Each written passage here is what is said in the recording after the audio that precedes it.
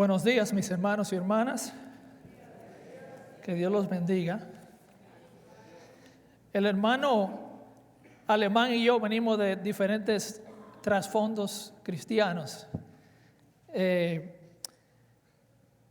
la iglesia, me imagino que la iglesia donde él asiste es igual a la iglesia que mi mamá y mis hermanos asisten en la Florida, donde la predicación es bien hermosa, bíblica y expandida.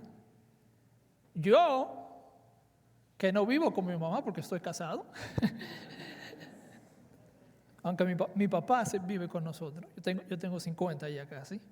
Yo voy a una iglesia episcopal y el sermón dura 20 minutos.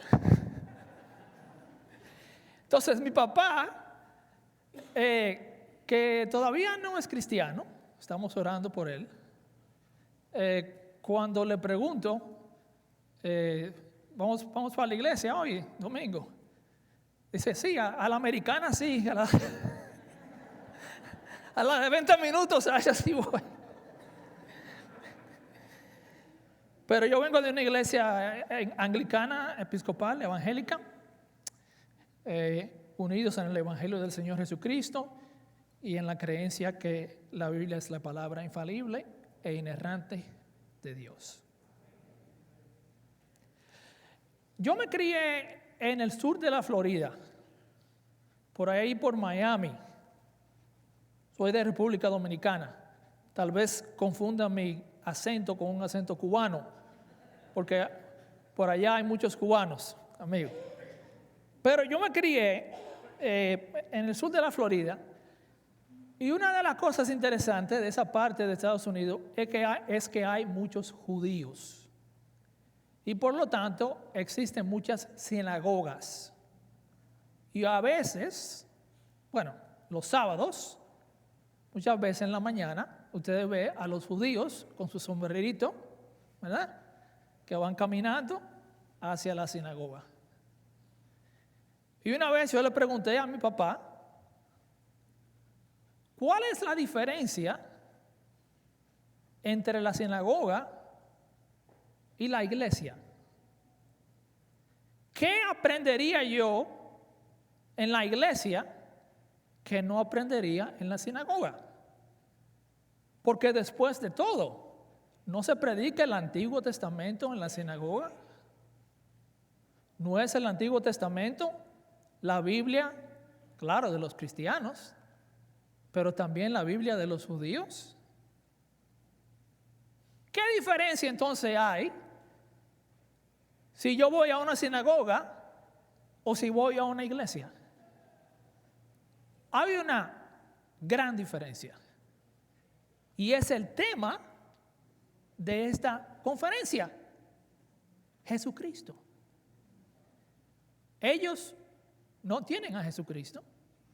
Como dice Pablo en 2 de Corintios, los ojos están cegados, siguen cegados, y no entienden que el Antiguo Testamento, como el Señor Jesús le enseñó a sus discípulos en Lucas 24, se trata completamente de Jesucristo.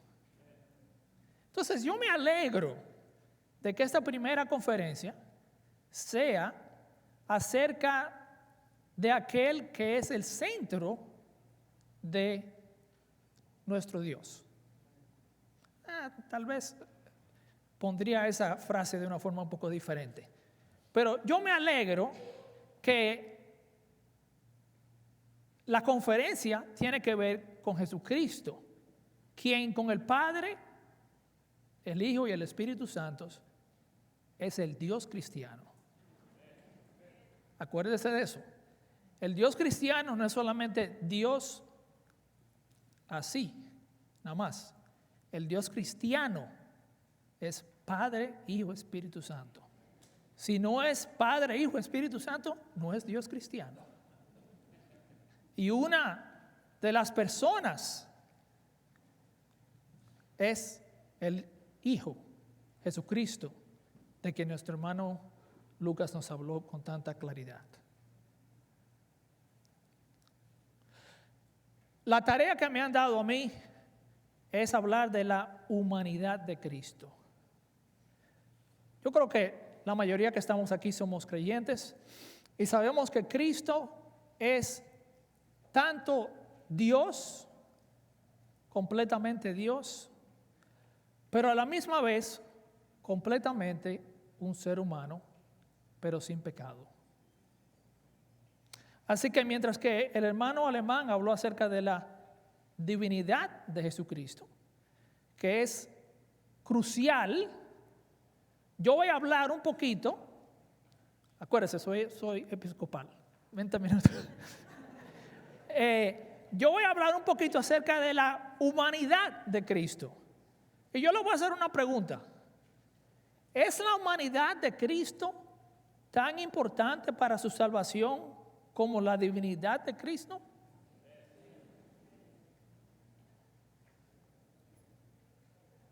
Déjame empezar por hablar algunos pensamientos acerca de la Trinidad y entonces nos acercamos a la persona, a la humanidad de Cristo.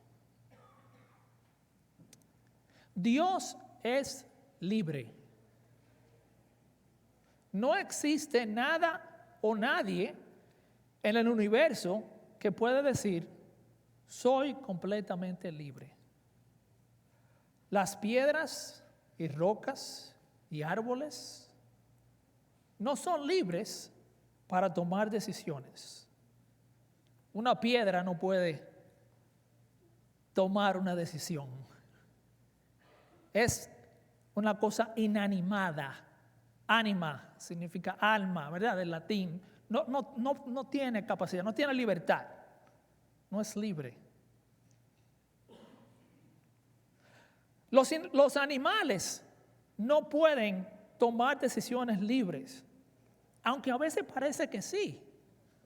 Mi perrita, se llama Carly, mi perrita parece tener el cerebro de un ser humano, pero desde que yo saco un poquito de comida, toda la libertad que ella tenía se le olvida y queda completamente dominada por 2 pedacitos de comida.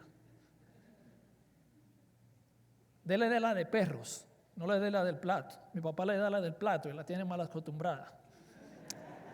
Pero los animales, aunque parezca contrario, no pueden tomar decisiones libres, pues están casi totalmente controlados por sus instintos.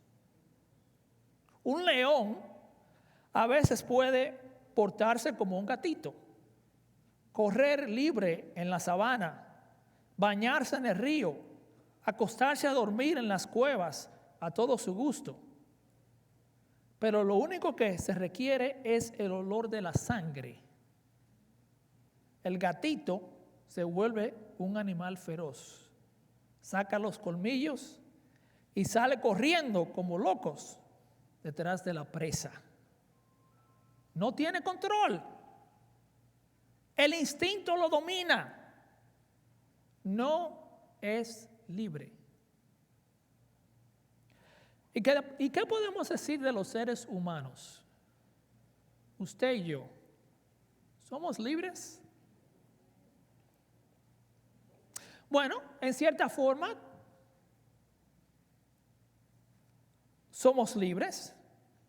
Cuando Dios creó a Adán y Eva, le dio ese paraíso. La idea de Génesis 1 al 3 es que Dios le dio a Adán y Eva como un parque gigantesco, con toda clase de fruta, de animales, con el clima como el clima de California, así que uno nunca suda, algo perfecto así. Y le dijo, pero, ¿qué le dijo? No coman de ese árbol. Entonces, para mí, me parece simple que Adán y Eva podían tomar una decisión. O comían del árbol y así demostraban que no amaban a Dios porque lo desobedecían, o no comían del árbol, así demostraban que amaban a Dios porque lo obedecían. Pero sabemos lo que pasó, la gran catástrofe humana. Pecaron contra Dios. Comieron del árbol que Dios le dijo que no comieran. Y perdieron su libertad.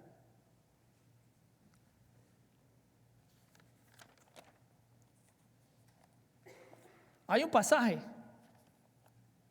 clave en las Escrituras que dice que el que comete pecado, esclavo del pecado es. Entonces, usted y yo, aunque podemos hacer decisiones, usted tomó una decisión de venir aquí esta mañana, aunque podemos hacer decisiones, sin embargo, somos esclavos del pecado. Martín Lutero, que se ha mencionado ya, escribió acerca de la esclavitud de la voluntad. El hombre y la mujer, aunque quieran no pecar contra Dios y ser libres para obedecerlo, que es la verdadera libertad, no pueden, porque no somos libres. Pero también somos limitados en una forma material. Permítame explicar. Yo tengo un hijo y mi esposa y yo queríamos tener más hijos. Y oramos, ayunamos y se dio rodilla, yo creo que por todo el mundo. Pero Dios nos dio solamente uno. Yo quería más. Yo quería tener la libertad, el poder de hacer más hijos, pero Dios me dio solo uno. A veces yo quiero mudarme. Esa humedad de donde yo vengo, de Alabama, me vuelve loco. Y yo a veces quisiera recoger la maleta y mudarme, irme para allá, de donde es Lucas, California. Pero no es tan fácil. Tengo muchas limitaciones. ¿Tienes trabajo? ¿A dónde vas a caer? ¿Qué dice la jefa?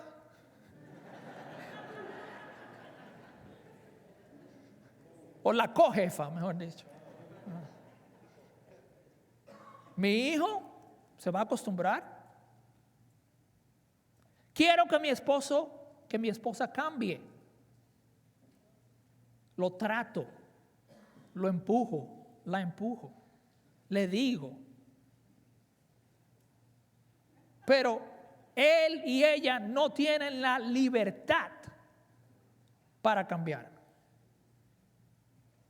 El punto que le quiero decir, hermanos, es simplemente el siguiente. Solo Dios es libre. Solo Dios es libre. Ahora, le voy a decir algunas palabritas un poquito más profundas, así que preste un poquito de atención cuidadosamente aquí. Cuando yo digo que solo Dios, el Padre, el Hijo y el Espíritu Santo, es libre, quiero decir que solo Dios puede constituirse exactamente como Él quiere. Se lo voy a repetir. Dios es libre en que Él es el único ser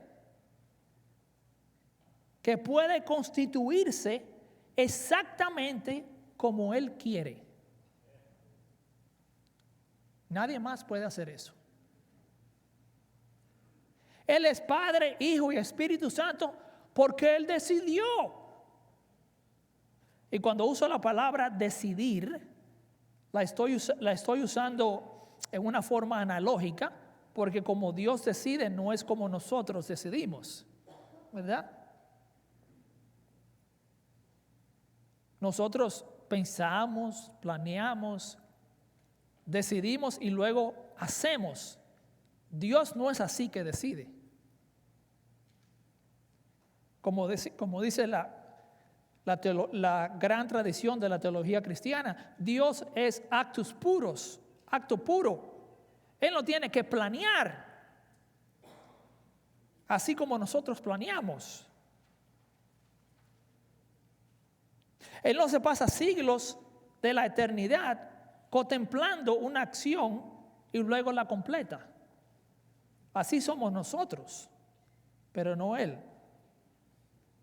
porque Él es libre. Y aquí viene el punto que le quería compartir en esta mañana. La humanidad de Cristo no puede ser entendida o disfrutada aparte de un conocimiento de quién Dios es, en particular de que Dios es libre. Usted no va a disfrutar de la humanidad de Cristo si usted no comprende que a Dios no le forzó nadie a que el Hijo unigénito viniera aquí a la tierra y asumiera carne humana. Eso es una decisión libre de Dios. Dios lo decidió así, porque Él es Dios. A Él no lo forzó nadie. No hay nadie fuera del universo, alguna ley cósmica que le esté diciendo a Dios, tiene que ser así. Que haya un Padre, un Hijo, un Espíritu Santo, y que el Hijo sea el que baje allá a la tierra a lidiar con la gente. No, porque solo Dios es Dios. Piénselo. Dios decidió que en la segunda persona de la Trinidad Él vendría a habitar con seres humanos que le han venido dando la espalda desde el principio. Él decidió ser esta clase de Dios. No porque existe alguna ley cósmica, como le dije. No porque nadie le forzó así. No, Dios es libre. Y Él decidió que un día, como dice el libro de Gálatas, a través de una mujer, María, Él tomaría carne humana, añadiría, carne humana a su divinidad. Y mire lo interesante, cuando Él asciende a los cielos, que bendice a los discípulos, y yo creo, en mi opinión, que no eran solamente los 12 apóstoles, yo creo que había muchísimos, todos los cristianos estaban ahí, los bendijo, y Él no dejó su cuerpo humano aquí en la tierra. Eso no fue lo que hizo Cristo. Él no se quitó su cuerpo humano como uno se quita la ropa y la deja aquí y se fue para el cielo con Dios. Él se llevó su cuerpo humano con sus llagas de los clavos de la crucifixión. Él decidió desde antes de la fundación del mundo que Él iba a ser la clase de Dios que se iba a ser hombre en la segunda persona de Cristo y seguiría siendo hombre por el resto de toda la eternidad. Así es que Dios lo ama a usted y a mí. Así que Dios no es contra usted. Claro, sí, Él está airado contra nuestro pecado y nos condena cuando pecamos. Por eso Cristo murió en la cruz. Pero básicamente, esencialmente, Dios lo ama y Dios quiere bendecirle. Y Dios está de su lado. Si usted conoce a Cristo, Dios no está en contra de usted. Dios está de su lado. Somos nosotros que le damos la espalda y nos vamos de nuestro propio lado. Pero ¿sabe lo que Él hace? Como cuando yo era chiquito, que mi hermano mayor me llamaba: Osvaldito, ven para acá, ahora voy, que vengas, ahora voy, que vengas. Y esa manota de mi hermano la sentía así por la espalda, que me hacía así y me doblaba y me ponía cara a cara con él. Y eso es lo que Dios ha hecho con nosotros. Nosotros íbamos caminando lejos de Él, en una vida pecaminosa sin ningún significado, y Él nos agarró así, por la espalda, hizo así, y nos puso cara a cara con Él, en ese Cristo que es Dios y es hombre. Ese es nuestro Dios. No hay otro Dios. Ese es nuestro Dios. En lo que queda de tiempo, yo quiero ver un par de versículos. A ver, ¿cómo estamos de tiempo? Yo dije que iba a hablar de 20 minutos, pero estoy hablando mentira yo aquí. Ay, Dios mío.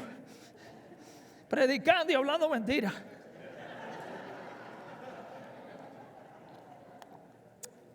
No, ya termino. Primero vamos a Filipenses capítulo 2. Porque yo quiero que veamos este pasaje tan precioso que nos habla acerca de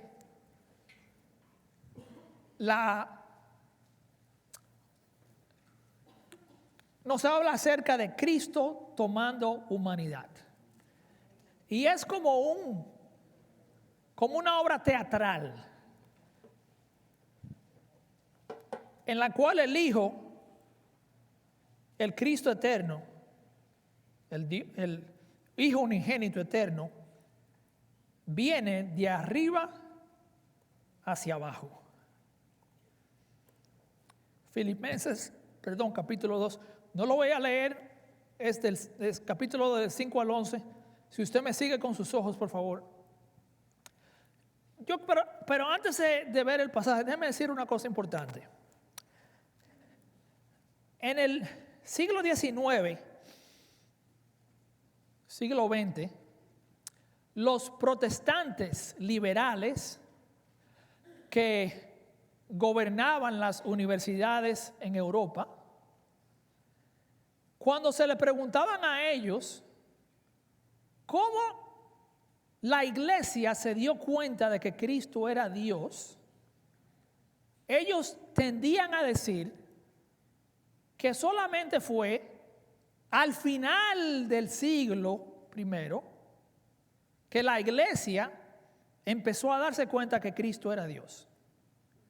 Un profesor en particular, Adolf von Harnack, dijo que la cristología alta, quiere decir, cuando uno ve a Cristo como Dios, fue algo que la iglesia, así como de suerte, después de mucho tiempo, como que lo descubrieron. Pero eso no es verdad. Y una de las razones que sabemos que no es verdad, bueno, es porque lo dice la Biblia. Ya, lo dice la Biblia. ya.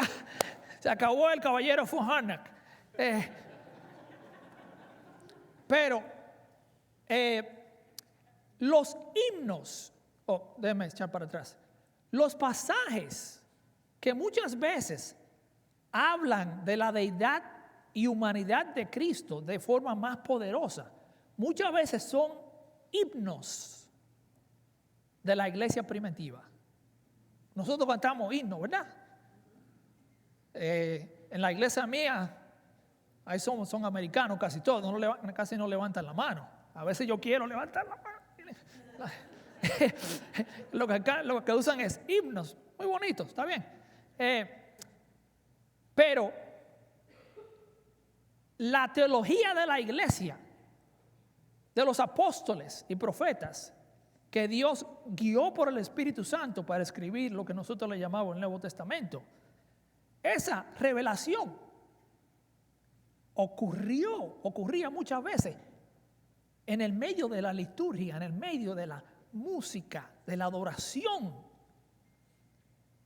Y esos himnos parecen ser bastante jóvenes, por así decirlo, en la vida de la iglesia. No salieron en el 80, 90, sino bien temprano en la historia de la iglesia. Y aquí Filipenses capítulo 2 parece ser que originalmente era una canción, un himno que el apóstol Pablo ha tomado y la ha hecho una enseñanza teológica para hablar acerca tanto de la deidad de Cristo y de la humanidad de Cristo. Así que yo quiero que usted vea simplemente este pasaje, 5 movimientos de la encarnación de Cristo. Primero, el primer movimiento número 1, se encuentra en el versículo 6, donde nos dice, bueno, déjame sacar la Biblia en español aquí.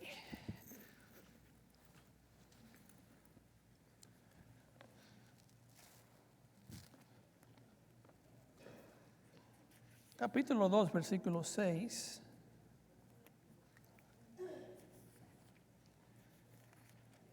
Tenemos el primer movimiento, aquí va.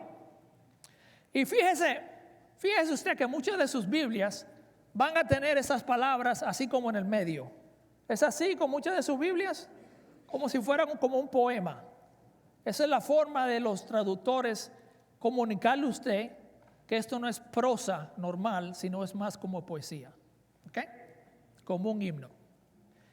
Número 1, dice que Cristo, versículo 6, siendo por naturaleza Dios. No hay una forma más clara que ponerla, como escuchamos también un poquito anteriormente. Por naturaleza. ¿Qué significa naturaleza? Eso sería metafísica, no nos vamos a meter en eso. Pero en el fondo del fondo, hasta lo más fondo, Él es Dios. Cristo, siendo por naturaleza Dios,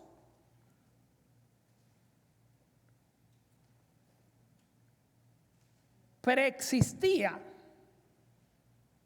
con Dios y nos explica lo que significa tener la naturaleza de Dios cuando en el próximo verso, en la próxima línea nos dice, no consideró el ser igual a Dios. ¿Usted ve? Así como la poesía hebrea, la segunda línea le explica la primera línea, ¿verdad? Así también aquí. ¿Qué significa que Él tiene la naturaleza de Dios? Significa que Él es igual a Dios. Movimiento número 1. El Hijo, la segunda persona de la Trinidad, no es menor al Padre. Ese es un gran problema en las iglesias hispanas. Porque en las iglesias hispanas venimos de sociedades patriarcales, donde ¿cómo es? ¿Cómo era en su país? Papá, mamá, los hermanos y las hermanitas allá atrás. Y cuando muchas veces yo le hablo a gente y le digo que Cristo es el Hijo de Dios, ellos creen que eso significa que Cristo es menor que Dios. Eso no es lo que quiere decir. Como escuchamos, lo que quiere decir es que Él comparte la misma naturaleza que su Padre. Yo soy un ser humano. ¿Qué es mi hijo entonces? Un ser humano también. Eso es lo que significa que Él es el Hijo de Dios, que Él comparte la misma naturaleza divina con Dios el Padre y con el Espíritu Santo. Entonces, siendo el Hijo de Dios eternamente, viene entonces el segundo paso. Bueno, ya vimos el segundo paso. No consideró el ser igual a Dios como cosa a que aferrarse. Él podía quedarse en el cielo, pero no es así. Ni fue así. Y no lo entiendo, es un misterio, pero es así. Si no, dice, se rebajó voluntariamente. Se rebajó voluntariamente. Mucha gente pregunta, ¿dejó Cristo su divinidad en el cielo cuando bajó? No. Si no, ¿cuál sería el punto? Recuerden, hermanos y hermanas, que solamente Dios puede salvar al ser humano. El ser humano no puede salvar a otro ser humano. Un psicólogo puede ayudarlo, pero no lo puede salvar. Solo Dios puede salvar. Y si Cristo, si la segunda persona de la Trinidad, el Hijo, si Él no se hace un ser humano, Dios en la carne, no hubiera salvación para nosotros. Es el genio de esta conferencia de hablar de estas diferentes facetas del Señor Jesucristo. Pero Él siguió bajando. La historia de el Hijo de Dios es una historia de humillación. Bajó del cielo, nació y fue obediente hasta la muerte. Y no solamente cualquier muerte, sino la muerte en la cruz. ¿Sabía usted, lo más seguro lo sabe, que la muerte por crucifixión se reservaba solamente para los peores criminales del Imperio Romano? Y que si usted era un ciudadano del Imperio Romano, usted no lo podían crucificar. La crucifixión era solamente para lo peor de lo peor. Y así fue que Cristo murió. ¿Usted ve cómo Él va bajando? Viene, toma carne de María con sangre. A veces pensamos que Cristo se hizo carne como que todo fue limpiecito así. Yo estaba ahí cuando mi mujer dio a luz, casi me desmayo. Fue sangre, fue así. María sangrando, Cristo llorando, un ser humano, pero sin pecado. Tomó la naturaleza humana, creció, vivió como un esclavo. Eso es lo que el pasaje implica en algunas palabras, no tengo tiempo ahora. Y murió como el peor de lo peor en la cruz. Entonces, ¿cómo responde el Padre? Dice al final del versículo, del pasaje, versículo 9, que es se refiere realmente al libro de Isaías. Es una cita de Isaías capítulo 45. Dice, por eso Dios lo exaltó hasta lo sumo y le otorgó el nombre que está sobre todo nombre. ¿Sabe? En el Antiguo Testamento, en Isaías 45, Jehová dice, yo tengo el nombre que es sobre todo nombre, y delante de mí toda rodilla se va a doblar. Así dice Jehová en Isaías 45, y lo mismo se dice de Cristo aquí en Filipenses capítulo 2, porque Él es Dios, el Dios hombre. Porque ante el nombre de Jesús, versículo 10, se doble toda rodilla en el cielo y en la tierra y debajo de la tierra, y toda lengua confiese que Jesús es el Señor, para la gloria de Dios Padre. Mire, yo voy a parar aquí, pero yo lo voy a dejar con una pregunta. Más tarde, los cuatro de nosotros vamos a dialogar un poquito. Si usted todavía tiene energía, yo voy a estar aquí. Si yo todavía tengo energía y no estoy tomándome una siesta y estoy aquí también, vamos a hablar acerca de ese tema. Porque hay algo que yo quiero preguntarle, que quiero explorar con ustedes. Y es la relación entre Jesucristo y el Espíritu Santo. Y se lo quiero ilustrar, para cerrar ya, se lo quiero ilustrar. Estamos hablando de la humanidad de Cristo, ¿verdad? Se lo quiero ilustrar con la tentación o la prueba de Cristo. Cuando Cristo fue guiado por el Espíritu Santo, todos los evangelios están claros, que cuando Él fue bautizado, después del bautismo, el Espíritu Santo lo llevó al desierto. La palabra desierto no es la traducción correcta, es como al monte. Sí. Y ahí Él fue tentado por el diablo por 40 días y 40 noches. ¿Cómo es que Cristo pudo vencer a Satanás? La mayoría de la gente dice lo siguiente: porque Él es Dios. Dios tiene pisado a Satanás. Y cuando Satanás lo vino a tentar, Cristo, aunque estaba débil, 40 días y 40 noches, se quitó así, por así decir, la humanidad, salió la deidad y venció a Satanás.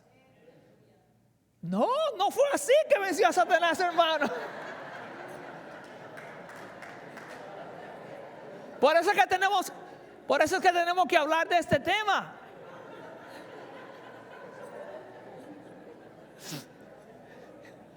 Por eso es que tenemos que hablar de ese tema. A mí me parece, y quiero, una vez más, lo vamos a hablar. Cristo venció a Satanás porque Él descansó en el Espíritu Santo. El Espíritu Santo le dio la fortaleza para que Él venciera a Satanás. Entonces la pregunta que yo quiero hacerle a mis amigos, y yo estoy seguro que ellos me van a hacer a mí también algunas, es: ¿cuál es la relación entre la humanidad de Cristo y el Espíritu Santo? Cuando Cristo sanó a alguien, cuando Cristo levantó, digamos, a Lázaro, ¿fue en el poder de Dios o fue basado en el poder del Espíritu Santo? ¿Cuál es la respuesta?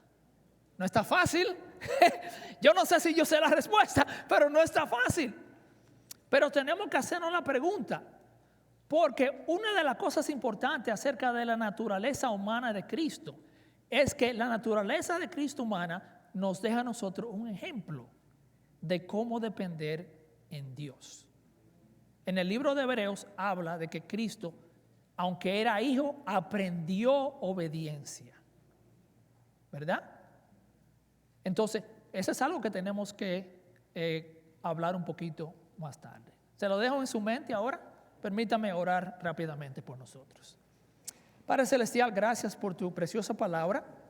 Gracias que tú eres un Dios tan bueno. Gracias que eres libre y nos amas, aunque eres amor y eres justo. Te alabamos en esta tarde de que decidiste tomar carne y vivir en medio de nosotros, que siempre te damos la espalda. Bendito sea nuestro Dios. Amén.